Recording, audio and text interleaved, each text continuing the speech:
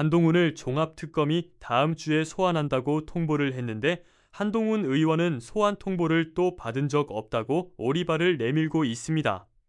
이진관 판사다 한동훈의 내란 증거를 잡았다는데 도대체 무슨 증거를 잡은 걸까요? 지금부터 살펴보겠습니다. 구독과 좋아요 눌러주시면 많은 시청자가 함께할 수 있습니다. 이진관 판사가 사실은 박성재 판결을 하면서 판결문에 한동훈이 어떤 일들을 벌였는지 어떤 행위들을 했는지 판결문에 적어놨습니다. 그래서 제가 6월 24일에 그 내용을 여러분께 공개해드린 적이 있어요. 한동훈이 당시에 12월 3일 내란 직후에 한동훈이 며칠 동안 쭉 했던 그 행위들이 있는데 판결문에 있는 행위가 있고 판결문에 적히지 않은 행위가 있습니다. 이 두 가지를 합치면 한동훈의 혐의가 세 가지가 완성이 돼요. 범죄 혐의죠. 범죄 혐의가 세 가지가 완성이 된다는 겁니다. 세 가지가. 결국에는 다음 주에 특검에 소환을 할 것 같습니다. 아마 본인은 자기의 죄는 자기가 제일 잘 알고 있으니까 굉장히 좀 나름대로 긴장을 한 만큼 아마 발악을 할 것 같다라는 생각이 들고요.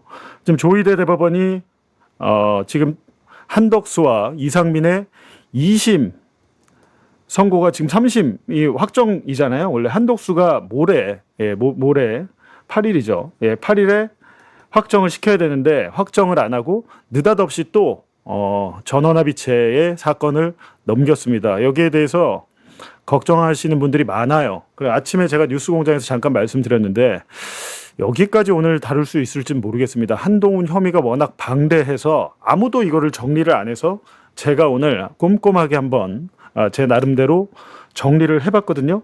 한번 찬찬히 보시면 제 생각이 맞는지 안 맞는지 제가 보기에는 특검이 이렇게 저와 같은 생각으로 여러 가지 증거와 진술 이런 것들을 모아서 다진 상태에서 한동훈을 부르는 것 같다라는 생각이 드는데요. 한번 보시죠. 오늘 조금 전에 오늘 오전에 8월 12일에 일단 참고인입니다. 참고인으로 나와서 조사를 받아라라고 이제 통보를 했는데 계엄 다음 날 국민의힘 그리고 한덕수 등 정부와 대통령실의 정진석 등이 모여가지고 당정대 회의라는 것을 했는데 여기에 대한 참석 경위를 조사하겠다라고 이제 한 거죠. 참석 경위를 조사하겠다는 건데 일단은 참고인입니다. 일단은 참고인으로 출석 요구를 했어요. 근데 참석 경위를 조사한다고는 하지만 그건 아니겠죠. 사실은 박성재 판결문에 참석해서 이 사람들이 무슨 얘기를 했고 어떤 행위를 하기로 했는지 모의를 했는지 자세하게 나와 있습니다. 그거를 좀 제가 전해드리려고 하는데요. 특검은 일단 회의 내용을 확인한 다음에 사법 처리 여부를 검토하겠다 이렇게 얘기를 했어요. 한동훈이 굉장히 당황한 것 같습니다. 참고인 조사 통보가 지금 안 왔다고 주장을 하는데 뭐 연락을 못 받았으면 언론 기사를 보고 알았으니까 12일에는 무조건 나가야겠죠. 박성재 전 법무부 장관 1심 판결입니다. 이게 지난 6월에 나왔던 것인데 박성재가 그때 울었잖아요. 판결 받고. 이거 누가 판결했습니까? 이진관 판사가 아주 중형을 내렸었는데 지금 이 판결문의 내용은 뭐 이렇게 실명으로 안 돼 있고 뭐 AR, AT, AU 이렇게 비실명화 돼 있어요. 그래서 제가 이거를 좀 정리를 별도로 좀 해봤습니다. 박성재 판결문에 적힌 한동훈의 내란 혐의 회의 이후의 행적 12월 4일에 윤석열을 만나서 회의 내용을 전달했다. 원래는 이제 당정대 회의를 오후 2시쯤에 한 다음에 이어서 17시에 이때 윤을 만납니다. 이때 윤을 만났다는 거. 그리고 이제 그 다음 날 한동훈이 정무비서관 대통령실 정무비서관에게 대통령의 인식은 민심과 동떨어져라는 말을 뭐 했다고 해요. 근데 이건 사실 중요한 게 아닙니다. 그리고 판결문 속 역설은 박성재 판결문에 한동훈은 체포 대상 명단에 있었다. 근데 이제 중요한 것은 한동훈이 이 내란이 이 비상계엄이 불법인 거를 언제 알았느냐, 스스로 언제 인식을 했느냐가 중요한데 다름 아닌 한동훈 본인의 자서전에 그 내용이 나와요. 근데 그거 조금 이따 설명드리기도 하고요. 이제 일단 판결문을 보면 한동훈 본인이 체포 대상이었지만 역설적이게도 그 다음 날부터 계엄 사후 대응 논의에 적극 참여했다라는 거죠. 개엄 다음 날 오후 2시부터 3시 30분까지 회의가 열렸습니다. 서울 삼청동 국무총리 공간에서 열렸고 개엄 이후 전국 대응 방안을 논의를 했어요. 많은 사람들이 이날 나경원도 있었고 여러 사람이 있었는데 박성재 법무부 장관도 국무위원 자격으로 참석을 했습니다. 그렇다면 무슨 얘기를 했을까? 참석자는 이제 좀 전에 말씀드렸듯이 굉장히 많은 사람들이 10여 명이 참석을 했고 추경호도 있었고 나경원, 김기현도 있었고 비서실장, 안보실장, 정무수석, 민정수석, 윤석열 빼곤 다 모였어요. 주요 인사들이 모였는데 이때 모여가지고 무슨 얘기를 했나 봤더니 이제 판결문에 보면 내각 총사퇴를 요구하거나 김용현 국방장관을 자르자, 윤석열을 탈당시키자, 윤석열의 직무정지. 근데 이제 이게 중요하죠. 윤석열의 직무정지나 탄핵 요구는 보류를 했다는 겁니다. 보류. 이게 중요합니다. 정작 해야 될 거는 이거를 했어야 되잖아요. 이거를 했어야 되는데 그러니까 해야 될 일은 안 하고 이거를 했다면 지금 불려갈 일이 없죠. 이거를 안 하고 나머지 이런 쓸데없는 짓들을 했다라는 거죠. 좀 더 이제 구체적으로 보면 판결문에 훨씬 자세히 나와 있거든요. 이때 이제 중요한 것은 윤석열의 방어 논리를 이 사람들이 만나가지고 모의를 했다는 거예요. 윤석열의 방어, 어떻게 방어할 것인가? 방어. 윤석열의 하야는 안 돼. 하야는 안 돼. 탄핵소추 안 돼. 그리고 특검 수사 대응을 우리가 해야 돼. 논리를 만들어서. 이 얘기는 뭡니까? 윤석열을 지금 보호하고 있잖아요. 보호하고 있고. 그리고 경찰, 군, 김용현의 그러니까 책임을 김용현이나 조지호 경찰청장에게 떠넘기는 방안이 논의가 됐어요.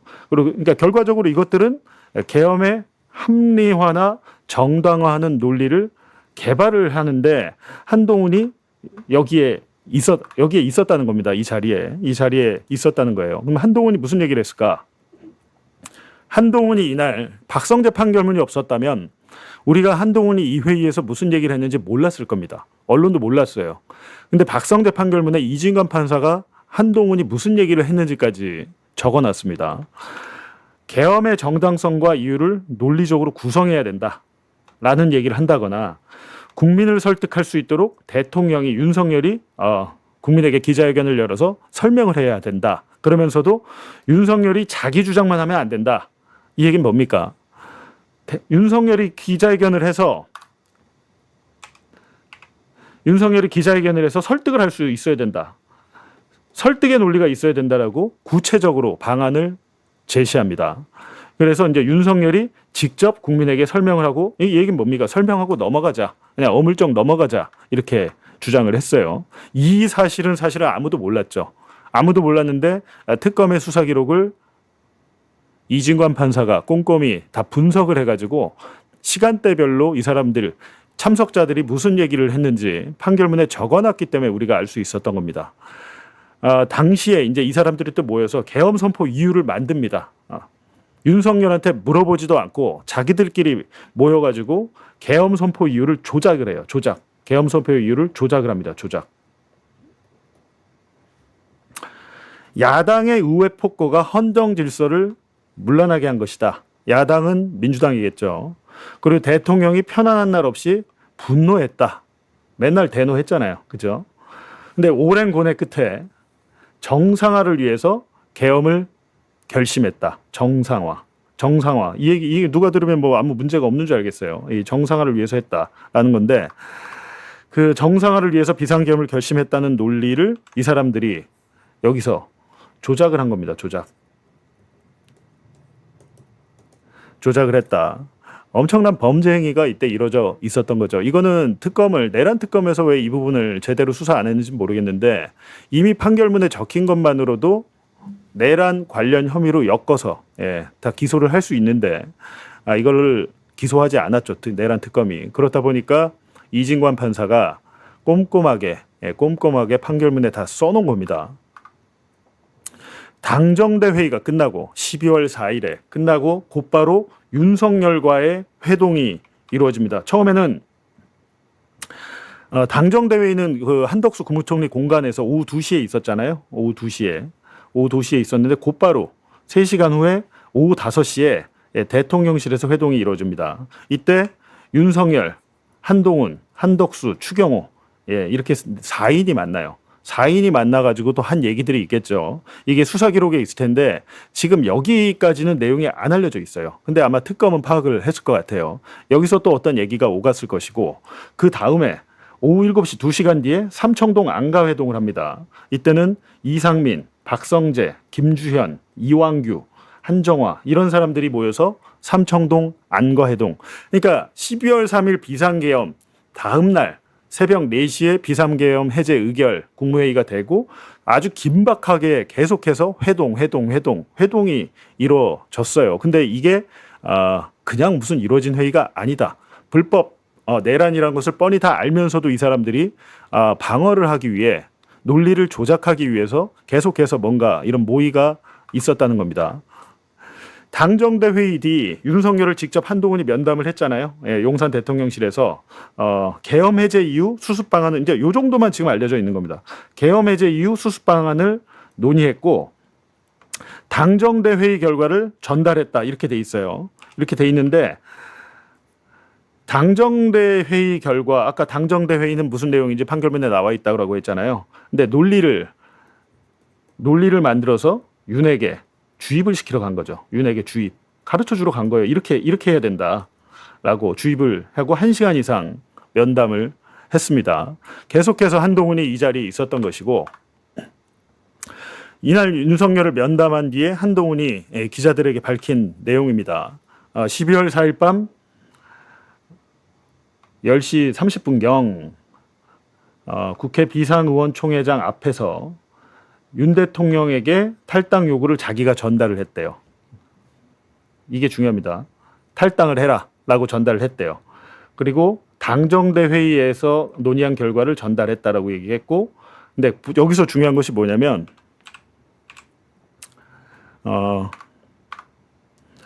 대통령 윤석열을 만나서는 탈당이란 얘기를 하지 않았답니다.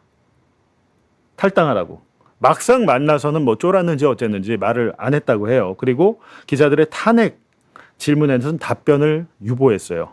근데 결과적으로 이제 우리가 여기서 이제 좀 눈여겨봐야 될 거는 뭐냐면 탈당 요구는 윤석열의 면전이 아니라 앞선 당정대 회의에서 한동훈이 했다. 그러니까 윤석열이 없을 때는 윤석열 국민의힘 탈당시켜야 된다라고 얘기를 했다가 막상 윤석열을 만나서는 탈당 얘기를 안 한 겁니다. 탈당 얘기를 안 한 거예요.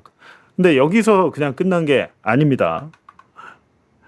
한동훈의 내란 방조 의혹. 지금 일단은 참고인입니다. 현재는 참고인이지만 내란 방조 의혹이 있다. 내란 방조 의혹.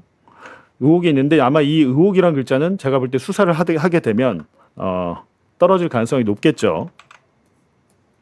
내란 방조 의혹이 있는데 일단 아까 말씀드렸듯이 12월 4일에 정치적인 수습 방안을 논의하는 데 참여를 했다. 이게 그 얘기하는 당정대 회의고 12월 7일에는 이게 중요합니다. 12월 7일에 뭐가 있었죠? 탄핵안을 국회에서 발의해서 가결을 시키려고 했잖아요. 근데 당시에 국민의힘이 탄핵안을 당론으로 반대를 했습니다. 반대를 해가지고 당론으로 반대해서 이때 부결이 되죠. 이게 굉장히 중요합니다. 이게 아마 한동훈한테 가장 큰 아킬레스건이 되지 않을까라고 생각을 하고 마찬가지로 그 다음 날 한동훈이 한덕수와 함께 질서 있는 퇴진이란 말을 합니다. 이런 용어는 사실은 없는 얘기거든요. 법에는 이런 게 없으면 질서 있는 퇴진이 뭘까요? 질서 있는 퇴진이란 말을 우리가 다 들었잖아요. 근데 이때는 그냥 너무 전국이 어수선하니까 이게 무슨 뜻이야? 라고 했는데 이거는 뭐냐고 하면 탄핵 안 할 거야. 파면도 안 돼. 라는 겁니다. 명백한 불법 계엄, 내란임을 알면서도 탄핵과 파면을 반대하면서 당론으로는 탄핵안 가결에 참여하지 말 것을 지시까지 했어요. 이 부분이 이제 나중에 한동훈의 발목을 잡을 것 같습니다. 근데 결국에는 내란을 불법 기상계엄이니까 내란이잖아요. 내란을 종식시키는데 마치 한동훈은 자기가 얘기할 때는 자기가 내란을 종식시켰다라고 주장을 하는데 그게 아니고 실질적으로 내란이 비상계엄 해제가 의결된 다음에 탄핵안이 부결된 12월 7일, 8일 그리고 2차 12월 14일에 탄핵안이 가결되거든요. 그러니까 12월 3일부터 12월 3일부터 2차 그러니까 탄핵안이 가결된 12월 14일까지는 탄핵이 내란이 지속됐다라고 보는 게 특검의 시각이고 이것 때문에 지금 추경호도 근데 추경호 같은 경우에는 이날 밤이잖아요. 추경호 같은 경우는 이날 밤에 탄핵안 그러니까 이날 밤에 비상계엄 해제 의결을 못하게 하려고 의원들을 막 여기저기 막 일로 오라고 그랬다가 절로 오라고 그랬다가 막 이렇게 해서 방해한 혐의로 이제 중요임무 정사로 지금 재판을 받고 있는데 한동훈은 12월 3일은 아니고 12월 4일부터 적어도 12월 13일까지는 13일까지는 한동훈이 내란에 부역했다는 겁니다. 내란에 부역. 한동훈이 내란에 부역했다. 지금 이게 특검이 보고 있는 혐의일 거예요. 이거는 너무도 그냥 여태까지 나온 언론 기사만 봐도 합리적으로 추론이 가능한 겁니다. 결국에는 이제 한동훈이 했던 행위들이 종합해서 보면 본인은 뭐 자기가 윤석열을 막았다고 자랑을 하고 있지만 전혀 사실이 아니다. 저는 계속해서 그 얘기를 했었어요. 12월 7일에 이날 1차 탄핵안을 통과를 시키려고 하는데 12월 7일에 윤석열 한동훈 면담하고 탄핵 표결이 되는데 여기서 한동훈이 했던 행위가 아주 결정적으로 되는 거죠. 윤석열이 대국민 담화 전에 한동훈과 면담을 했고 국민의힘은 탄핵 반대 당론을 유지했습니다. 이때 당대표가 누굽니까? 이 사람이잖아요. 당대표가. 이 사람이고 의원 대부분이 실제로 본회의장을 퇴장했죠. 일부 빼고 뭐 안철수, 그 울산시장 김상욱 뭐 이런 사람 몇 명 빼고는 전부 다 퇴장을 해서 이날 부결이 됐잖아요. 제적 200명이 미달돼서 투표가 불성립됐습니다. 실제로.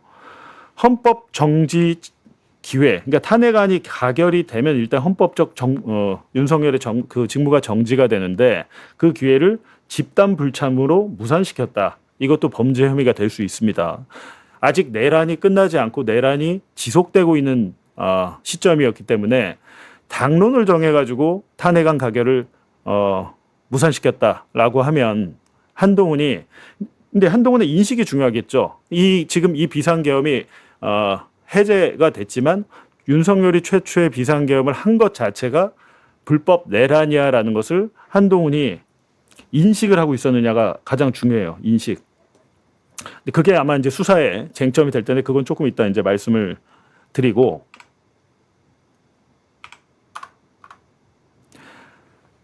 갖고 이제 탄핵 대신에 한동훈이 계속 이때 당시에 얘기했던 게 탈당, 뭐 윤석열을 계속해서 수습을 하려고 했던 거예요. 최대한 파면이나 탄핵을 피하면서 탈당, 뭐 해임, 총사퇴, 내각 총사퇴 이런 얘기를 했었는데 국방장관 김용현을 뭐 해임하고 내각 뭐 장관들이 다 물러나자. 근데 하지만 대통령의 권한은 그대로 뭐 유지한다거나 헌법상 직무정지 조치를 실행하지 않았죠. 그리고 수사와 탄핵을 지연시켰다는 의혹이 있습니다. 이게 지금 한동훈이 받고 있는 혐의인데 내란의 책임을 한덕수와 짜고 정치적인 타협으로 끝내려고 했다는 거죠. 이거는 정말 제가 볼 땐 이거는 내란 중요임무 종사에 해당할 수도 있다. 수사를 잘해야 됩니다. 증거와 법리를 잘 꿰맞춰서 설득력 있는 증거와 진술 이런 것들을 종합을 해서 한동훈을 기소를 해야 되는데 솔직히 좀 걱정이죠. 지금 종합특검이 얼마 안 남았죠. 종합특검이 이달 말에 끝나잖아요. 너무 지금 늦게 부르고 있습니다. 이달 말에 이제 끝나는데 사실은 이번에 한동훈을 소환을 해서 신병 확보가 된다면 신병 확보라는 게 뭡니까? 영장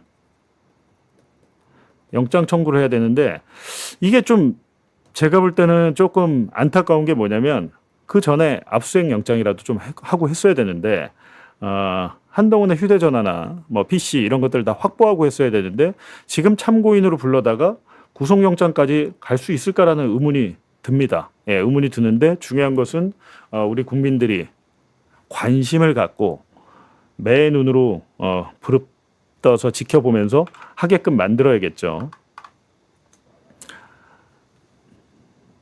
지금 한동훈 이거에 대해서 사실은 그냥 이거는 저 같은 일개 기자, 박상용이가 저보고 봉지욱이 일개 기자라고 했다고 하더라고요.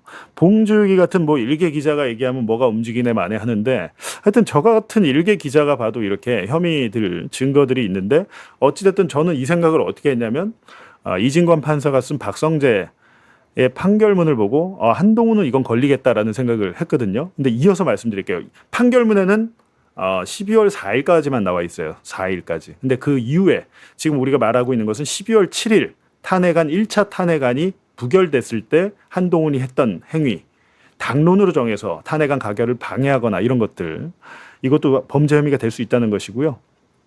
탄핵안이 무산된 것 자체가 적극적 방조, 내란의 방조죠. 내란의 방조가 될 수 있다는 것이고, 대통령 권한 박탈을 저지했고 탄핵 표결 불참을 당론으로 관철했고, 윤석열에게 수습과 대응의 시간을 제공했다. 그리고 집단적인 보호 행위, 아까 얘기했지만 정치적인 타협으로 윤석열을 살려주려고 했다.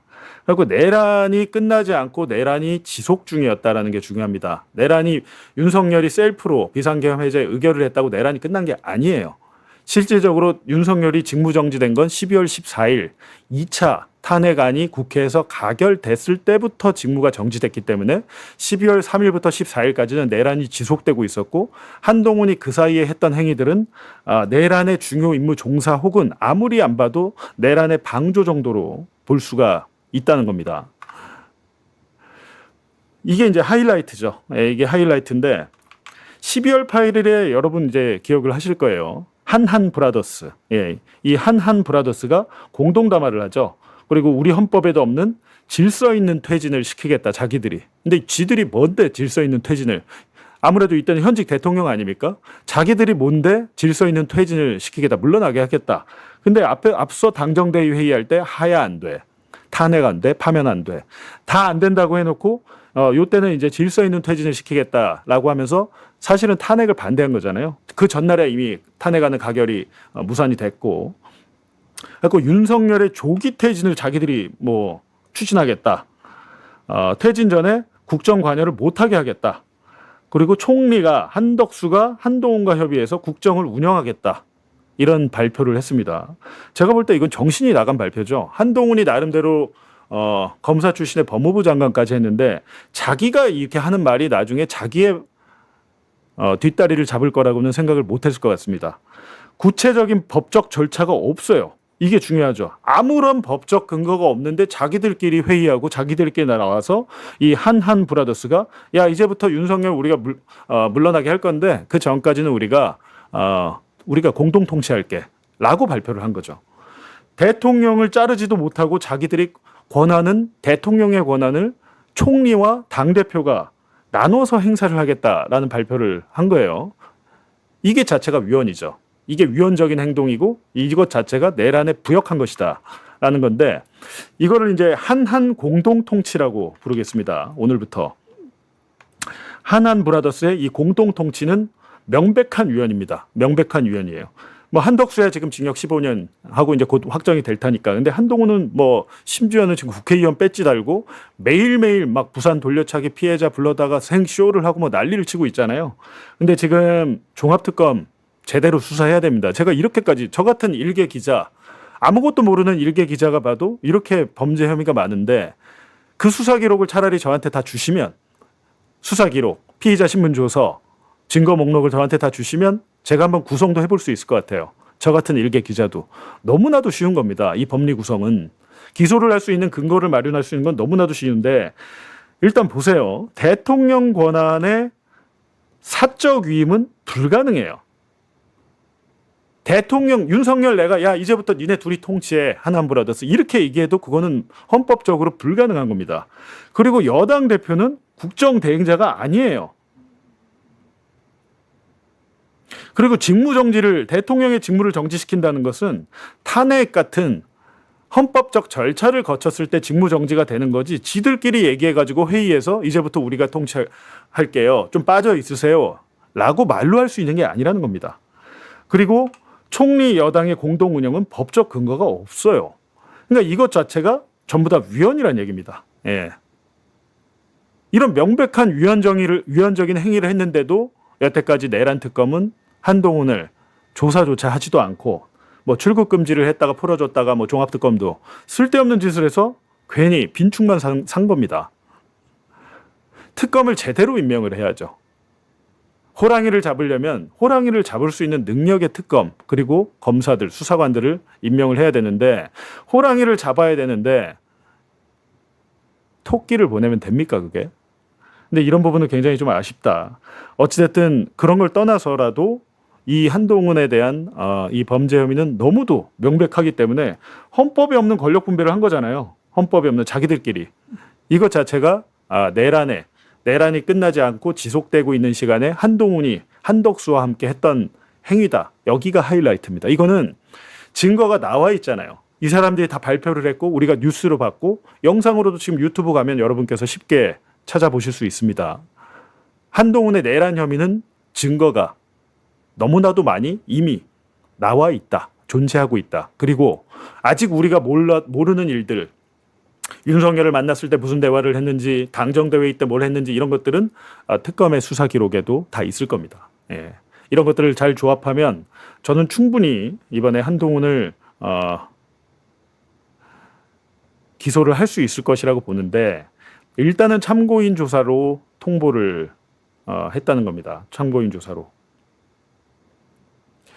근데 여러분은 저만 이렇게 생각하는 건가요? 여러분은 지금 어떻게 생각하시는지 모르겠는데 어찌됐든 저는 여태까지 저뿐만이 아니고 많은 분들이 지적을 했어요. 아니 한동훈이 한덕수와 함께 명백한 위헌적인 행위를 했는데 저걸 그냥 놔두냐라고 이제 법률 전문가들 많이는 아니고 극소수가 주장을 했는데 거기에 대해서 그냥 수사를 안 해버리면 끝나는 것처럼 돼버린 거죠. 그래갖고 한동훈의 혐의를 한번 다시 정리를 해보면 한동훈의 내란 방조 혐의는 실제 입증이 굉장히 이제 중요하다는 거예요. 중요하다.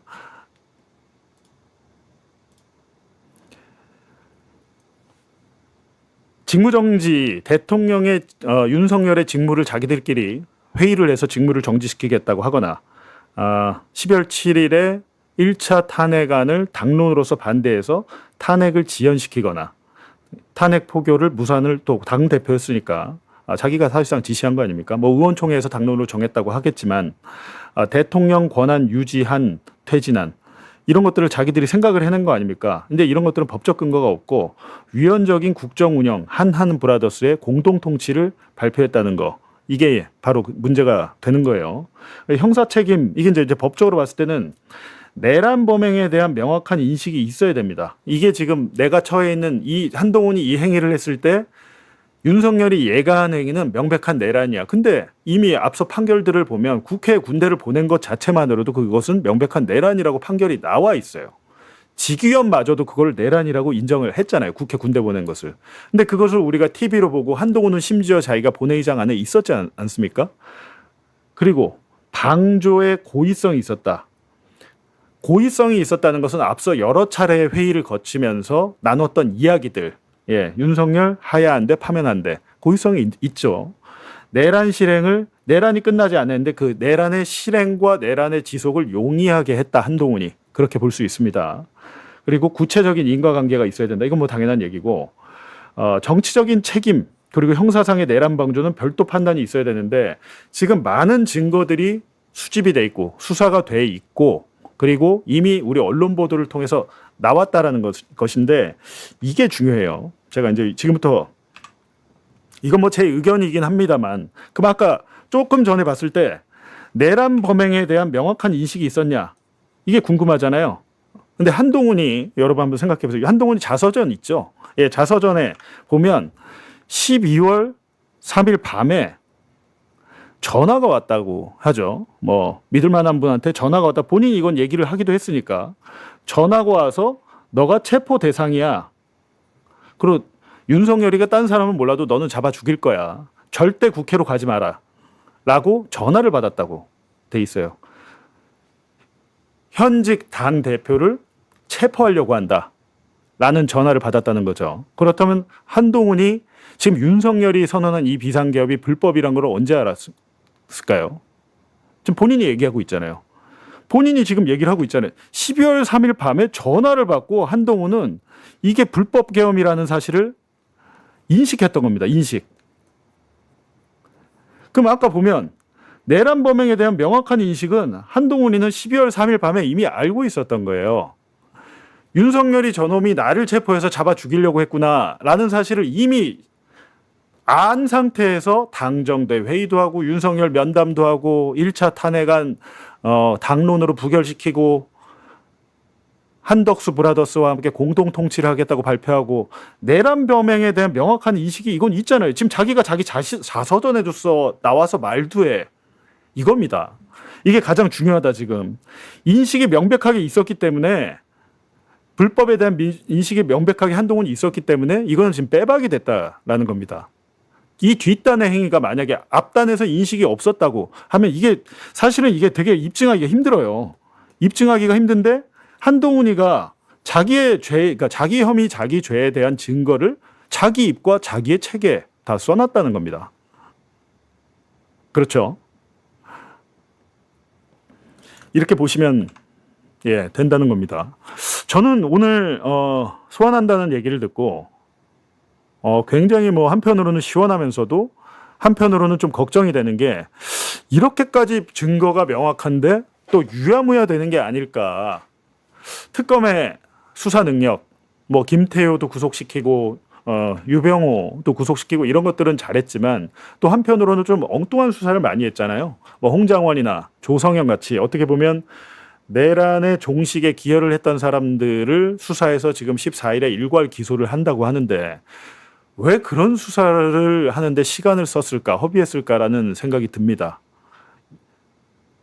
진작에 특검 기간 연장하기 전에 수사를 하고 한동훈을 비롯한 예를 들면 이날 뭐 한동훈만 있었나요? 나경원도 있었고 김기현도 있었고 많은 사람들이 내란의 지속, 내란의 동조에 가담을 한 사실이 이진관 판사의 박성재 판결문에 다 있었는데도 불구하고 이제 와서 뒤늦게 참고인으로 불러서 이거를 기소할 수 있을까라는 생각이 드는 겁니다.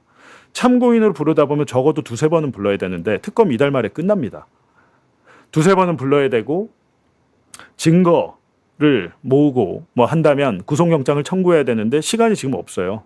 시간이 지금 없는 상태에서 과연 해낼 수 있을까라는 구속이 된다고 하면 구속 기간은 최대 20일입니다. 20일 동안 추가 수사를 벌여서 탄탄하게 다져서 공소장을 쓴 다음에 한동훈을 재판에 넘겨야 되는데 구속영장 청구는커녕 그 전에 지금 제대로 제가 이제 쓸데없는 기우이길 바랍니다. 특검이 많은 준비를 해놨고 부르는 거다 이렇게 믿고 싶고요.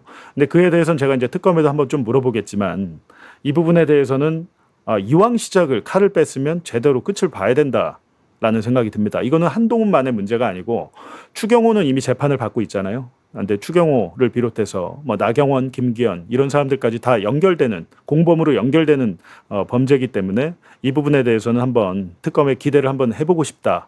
제가 지금 계속해서 말씀드린 12월 4일부터 12월 7일 그리고 12월 8일에 한덕수 브라더스와 함께 공동 통치 발표를 한 것까지 적어도 4일간 연속되게 한동훈은 윤석열의 내란의 지속을 도와줬다라는 겁니다. 이 증거들은 밖에 이미 다 나와 있다라는 것이고요. 네, 요거에 더해서 조금 더 이야기가 있는데 그 내용은 제가 광고를 보고 나서 말씀을 드리겠습니다. 지금 조희대 대법원 자꾸 전원합의체라는 것을 동원을 하고 있는데 거기에 대한 의미도 제가 오늘 좀 짚어드릴게요. 한동훈 같은 경우에는 지금 제 생각에는 조중동이나 이쪽 소위 말하는 보수 매체에서 수구 매체, 보수 매체에서 차기 대통령감으로 지금 사실상 낙점을 했잖아요. 조선일보 같은 경우에는 지금 장동혁 나가라고 장동혁을 뭐 TV조선하고 조선일보가 엄청 비판하고 있어요. 그 자리에 한동훈을 꽂아 넣고 싶은 것 같은데 쉽지 않을 겁니다. 그래서 언론 지형이 워낙 좋지 않은 상태에서 종합특검이 제대로 칼을 쓰는 것도 아니고 뭔가 좀 미심쩍은 그런 상황에서 한동훈을 지금 불렀다가 잘못하면 한동훈 좋은 일 시키는 거예요. 그럴 바에는 안 부르는 게 나은데 한동훈 좋은 일 시킬 바에는 시작을 안 하는 게 낫겠죠. 근데 이번에 좀 기대를 그래도 해보고 싶습니다. 예, 기대를 해보고 싶고 이제 끝으로 이제 정리를 좀 해보면 한동훈 관련해서는 세 가지 혐의가 있습니다. 세 가지 혐의 모두 다 내란과 관련이 있고, 내란을 일단 방조했죠. 본인이 12월 3일 밤에 본인에 대한 체포 명령을 알고 있었음에도 불구하고 내란을 종식하는 데 자기는 기여를 했다라고 주장을 하지만 그게 아니고, 내란이 불법이라는 사실을 알면서도 계속해서 윤석열을 커버치고 심지어는 뭐 한덕수와 함께 공동 통치를 하겠다고 발표를 하는 등 내란 중요 임무 종사가 될 수도 있는데, 내란 방조 혐의는 이거 헌법상 별도의 혐의입니다. 이거는 최소한의 적용이에요. 최소한의 적용이다.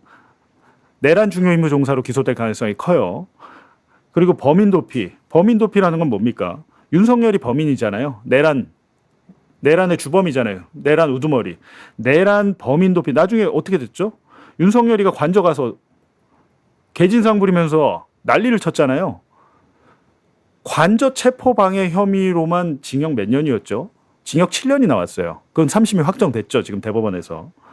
결국에는 윤석열의 직무정지를 빨리 시켰어야 되는데, 직무정지를 탄핵안 가결을 방해함으로 인해서 직무정지를 늦게 하게 했다라는 것도 직권남용 권리행사 방해 당론을 정해서 해당한다는 겁니다.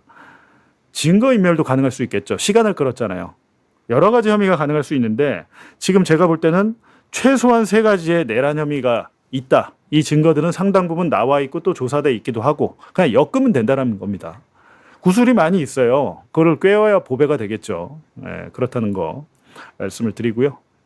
좀 기다려 보시죠. 뭐 오늘 한동훈은 연락을 못 받았다라고 하는데, 뭐 특검에서 연락을 받든 못 받든 그게 중요한 게 아니죠. 지금 불렀으면 이제 가서 성실히 조사에 임하면 되는데, 한동훈은 이걸 가지고 아마 굉장히 정치적으로 이용하려고 할 텐데, 종합특검이 거기 좀 휘말리지 않았으면 좋겠습니다. 그리고 여러 가지 언론에서도 관심을 가지고 제가 오늘 방송 일개기자 봉지욱이 방송을 했듯이 전 언론이 좀 달라들어서 이 부분에 대해서 좀 제대로 살펴봤으면 좋겠습니다. 예. 1시 45분이에요. 오늘 제가 끝나고 매불쇼 가거든요. 매불쇼 가서 오늘 좀 일찍 끝내겠습니다. 일찍 끝내겠는데, 두 번째 주제를 또 안 할 수는 없으니까, 두 번째 주제, 한덕수와 이상민 2심, 2심에 지금 끝났는데 이 사람들을 대법원에 전원합의체로 지금 부르려고 합니다. 전원합의체로 부르려고. 근데 전원합의체가 뭐냐고 하면, 대법관이 13이잖아요. 그리고 한 명이 이제 대법원장 14인이에요. 14인. 14인. 모두 모여서 이제 회의를 하는 게 전원합의체다.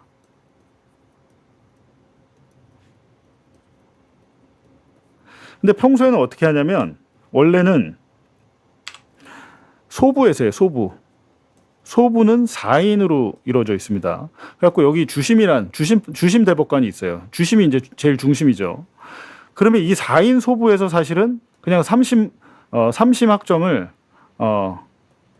하면 되는 건데, 확정을 하지 않고 지금 전원합의체를 소집을 요구를 했단 말이에요.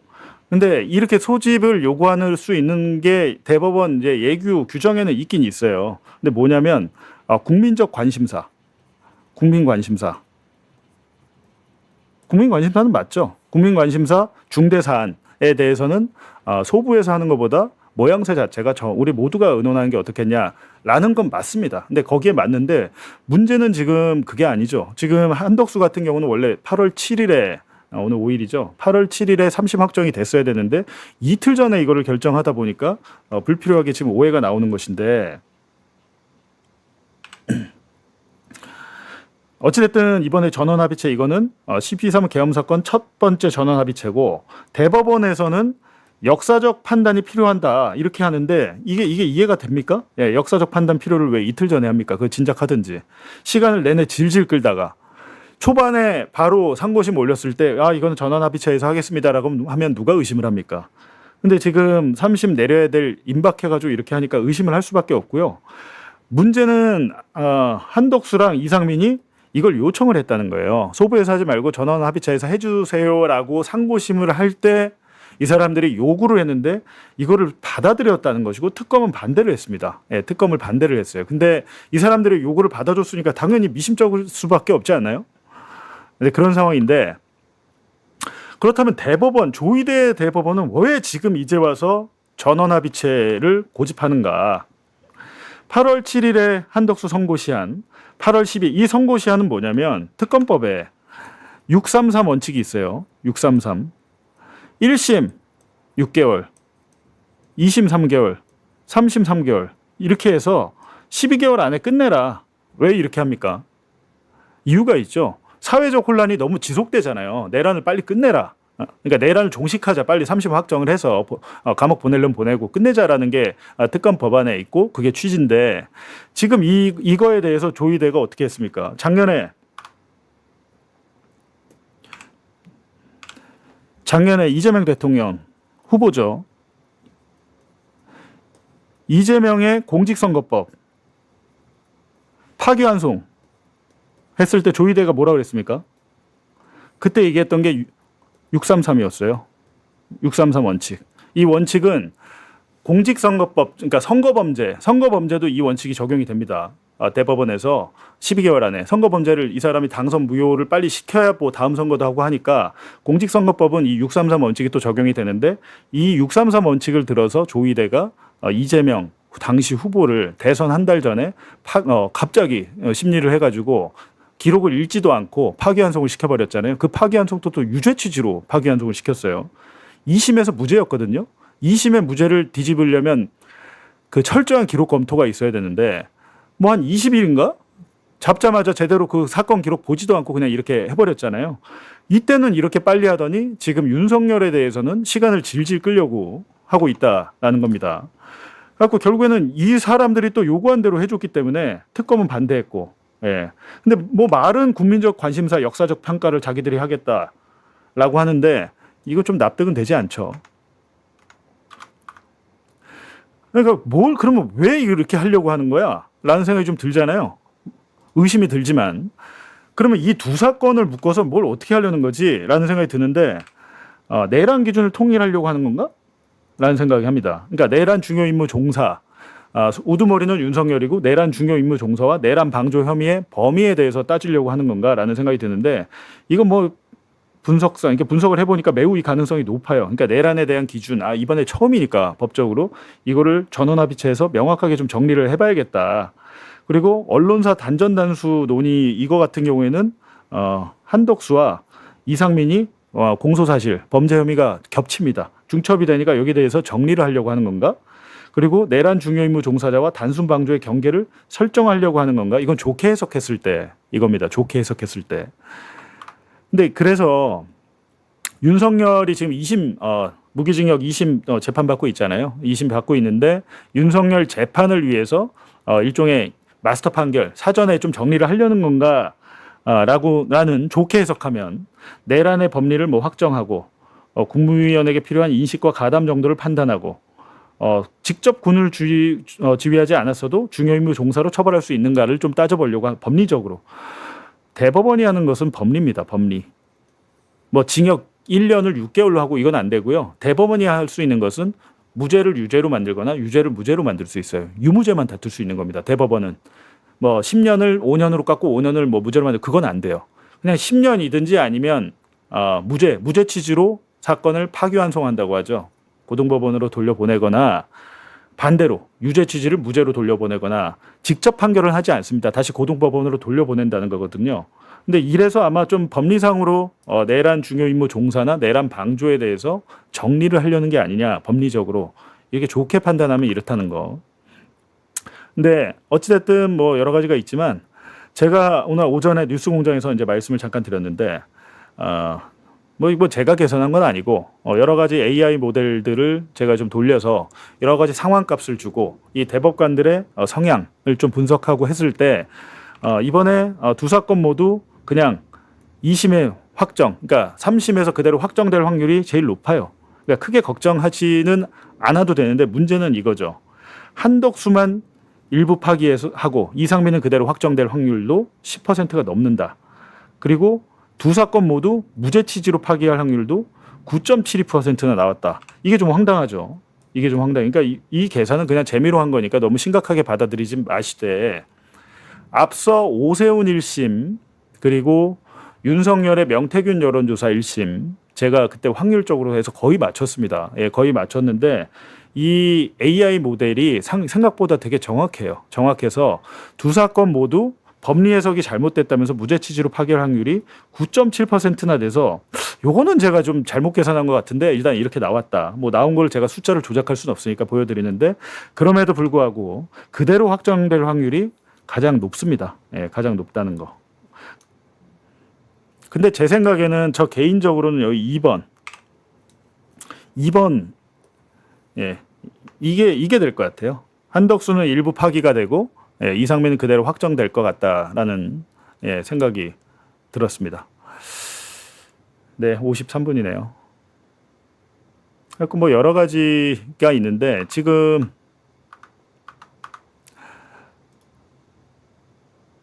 뭐 오늘 준비한 건 맞네요. 준비한 건 보니까 뭐 대법원의 판단이 결국에는 윤석열 2심에도 영향이 갈 것 같다. 내란 중요임무 종사자에 대한 판단 기준, 법리적인 판단 기준이 확립이 되면 윤석열 등 이 여러 사람이 지금 재판받고 있잖아요. 그 재판에도 파급이 있을 것 같다. 그리고 이제 한덕수 같은 경우에는 1심에서 징역 23년 이진관 판사가 내렸고 2심에서 8년 감형이 됐고 이상민 1심 징역 7년, 2심 징역 9년 이진관 판사가 했죠.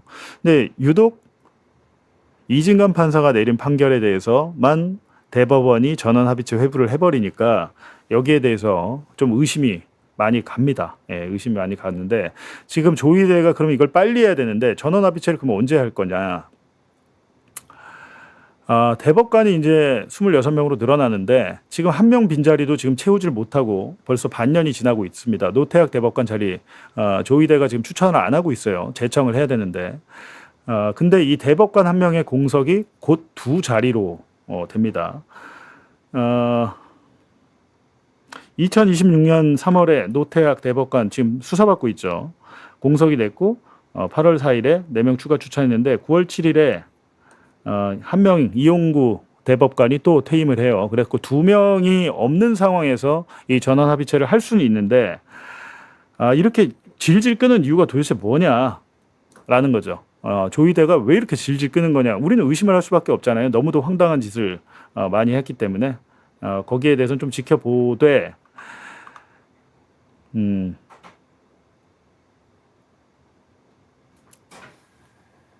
네.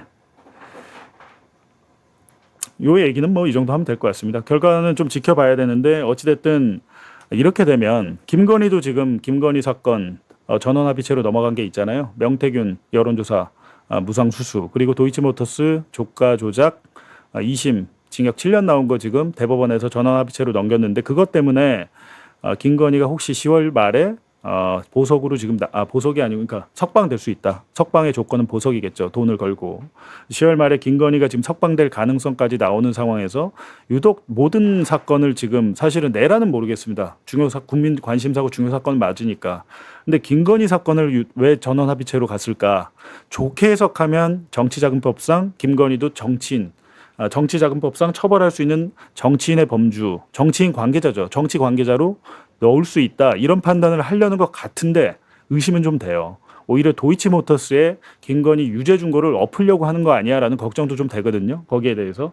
근데 그런 일이 있으면 우리 국민들이 가만히 있지는 않을 것 같습니다. 네, 거기 가만히 있지는 않을 것 같고 어쨌든 오늘의 가장 중요한 주제는 아무래도 이제 한동훈이죠. 한동훈에 대해서 제가 이제 방송하는 동안 한동훈의 반응은 못 봤습니다만은 뭐 계속해서 큰 소리는 쳐요. 뭐 출국 금지를 왜 했냐, 뭐 쓸데없이 부르지도 못할 거면서 출국 금지 왜 했냐 하는데 그것과 별개로 이번에 내란 특검이 제대로 좀 수사를 해서 결실을 맺으면 한동훈을 뭐 구속을 시키거나 제대로 기소를 한다면 종합 특검 그 성과는 그거 하나만으로도 충분하다라는 생각을 개인적으로는 좀 해봅니다. 네. 오늘 또 저희 매봉쇼가 채널 파워가 약해서 오늘 한동훈 관련 내용은 제가 조금 있다가 매불쇼에서 또 가서 많은 사람들이 저희보다는 한 10배 많이 보니까 10배 많이 보니까 많은 분들이 좀 아실 수 있게 설명을 하겠습니다. 근데 그럼에도 불구하고 저희 매봉쇼도 좀 커져야 되잖아요. 근데 여러분께서 구독과 좋아요를 눌러주셔야 커집니다. 알고리즘이란 게 있더라고요. 저희 알고리즘 점수가 있는데 저희 채널이 나쁘진 않습니다. 나쁘진 않은데 좀 더 확장되는 채널이 되려면 이제 최근에 구독자 40만 명 돌파했다가 다시 내려갔다 돌파했다 막 이렇게 좀 정체 상황이긴 해요. 정체 상황이긴 해서 그 사실은 구독자 수보다 중요한 게 알고리즘 점수인데 여러분께서 특히 좋아요 하고 보니까 하이프란 게 있더라고요. 하이프. 예, 하이프를 한 번씩 많이 눌러주시면 저희 컨텐츠가 저희 채널을 한 번도 보지 않은 분들에게까지도 노출이 될 가능성이 높아집니다.